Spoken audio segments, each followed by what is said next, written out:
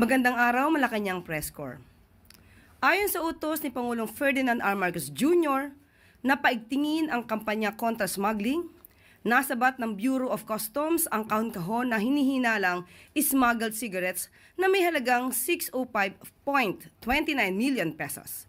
Nadiskubre ng ahensya ang mga kontrabando sa kanilang isinagawang inspeksyon sa isang warehouse sa Plaridel, Bulacan. Ang mga nadiskubring sigarilyo ay walang tax stamps mula sa BIR at mandated graphic health warnings na naaayon sa batas. Iniimbestigahan na ng ahensya kung paano nakarating ang mga kontrabando na pinaniniwala ang nagmula sa Vietnam at China dahil sa mga tatak sa mga kahon nito. 3 individual naman ang naaresto ng mga otoridad sa operasyon at mahaharap sa patong-patong na kaso. Sasampahan din ng kasong kriminal ang may-ari ng nasabing warehouse.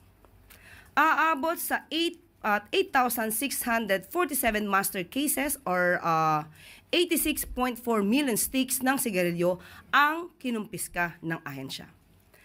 Ayon sa pamunuan ng customs, malaking tagumpay ang nasabing operasyon laban sa smuggling at pagkalat ng illicit goods sa bansa. Alinsunod ang ikinasang operasyon sa direktiba ni Pangulong Marcos Jr. na protektahan ang mga mamamayan sa mga iligal na produkto.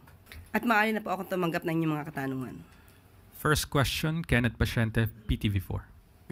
Good morning, Yusek. Yusek, a contractor was shot by a riding in tandem in Negros Oriental. May we get the palace's reaction on this? Lalo't nangyari po siya sa harap po ng investigasyon sa flood control projects. Tama lang po na imbestigahan yan para malaman natin ang punot dulo na yan at kinukondena natin ang mga karahasan na ito. Yan ay ayon sa Pangulo. Ma'am, follow up lang. Paano po natin sinisiguro na wala po talagang panggigipit na mangyayari sa mga sangkot dito po sa flood control project sa harap po ng investigasyon?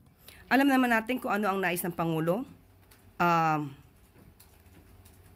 Makasuhan ang dapat makasuhan, mapanagot ang dapat na mapanagot. At uutos pa rin ng Pangulo na dapat na seryosohin ito, lalo na ng mga PNP, para maiwasan kung anumang krimen ang maidudulot nito kaugnay sa pag-iimbestiga sa flood control projects. Follow-up question, Tristan Odalo, Newswatch Plus. Yusek, follow-up lang po sa usapin ng mga contractor. Sa social media po, lumalabas na rin yung mga kamag-anak, yung mga anak ng mga contractor di umano and flaunting luxurious lifestyle na yung mga netizen po talaga ine-expose sila. Siguro po while the intention of naming the top contractors ay para mabigyan ng idea yung publiko, for some, naging way din po ito to trace yung mga